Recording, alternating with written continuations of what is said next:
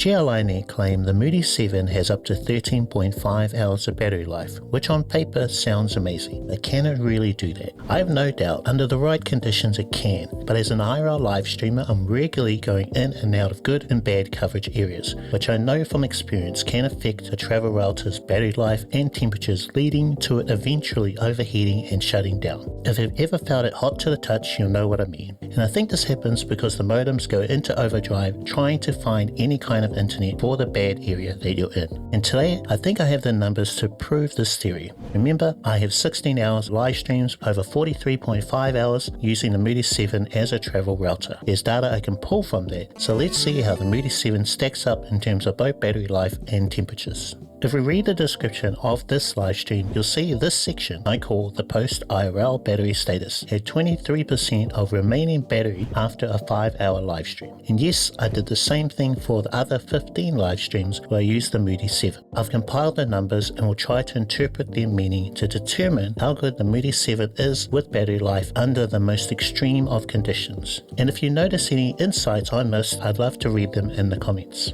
A link to this spreadsheet will be in the description too. Okay, let's go. The first and second columns tell us the live stream's date, title, with a link to the video on YouTube for reference. The third column shows the remaining battery after every live stream. That stream I mentioned earlier with 23% is highlighted in green. And if you look over the remaining battery for all 16 live streams, it seems pretty random. 100% here, 43% and 85%. It's kind of all over the place. The fourth column shows the difference of how much battery was used from 100%. So for the 23% example in green, 77% battery was used. The fifth column shows the stream length or duration converted from 5 hours and 3 minutes into 5.05 using this formula. 5 plus 3 divided by 60 equals 5.05. I googled that one, so if there's any inaccuracies, let's just blame AI.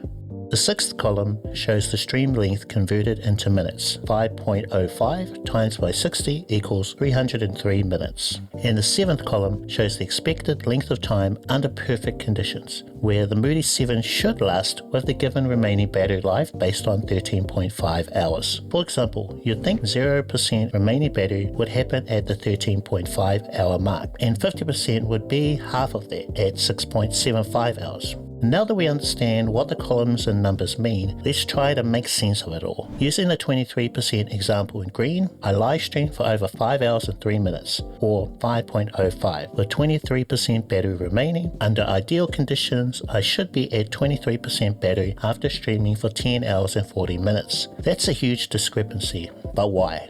If you actually look at that live stream, you'll know it was an extreme case where I wanted to push the Mudi 7 to its limits, going in and out of places I knew were rough for internet. On reflection, it's not surprising. And there were other examples where the needle barely moved, 96%, 94%, 85%, 81%, and they were after 2 to 3 hour live streams, far exceeding the expected stream lengths. From here I've averaged the numbers where you can see the average amount of battery used at 30% for an average live stream length of around 2.72 hours, when under ideal conditions there would have been a little over 4 hours. So what's the takeaway? What have we learned? The estimated battery life of 13.5 hours for an IRL live streamer like myself is unlikely, depending on when and where you live stream. But an average of 30% used after almost 3 hours, it's not bad. It exceeds my needs and should be fine on its own without a top up from my Anchor battery bank. How about temperatures? I mentioned earlier that the modems in a travel router or mobile hotspot can overheat and shut down whenever you're in a bad coverage area. This clearly happened a few times based on some of the numbers you see here, but not once did the Mudi 7 overheat or shut down on me. In fact, it only got slightly warm for me, where I was fine putting it against my face. At the time I came up with a scale out of 5 where 5 would be anything above 44 degrees Celsius or 111 degrees Fahrenheit. Based on this, the Mudi 7 never got above a 2.5 for me, which puts it around a cozy 22 degrees Celsius or 71 degrees Fahrenheit.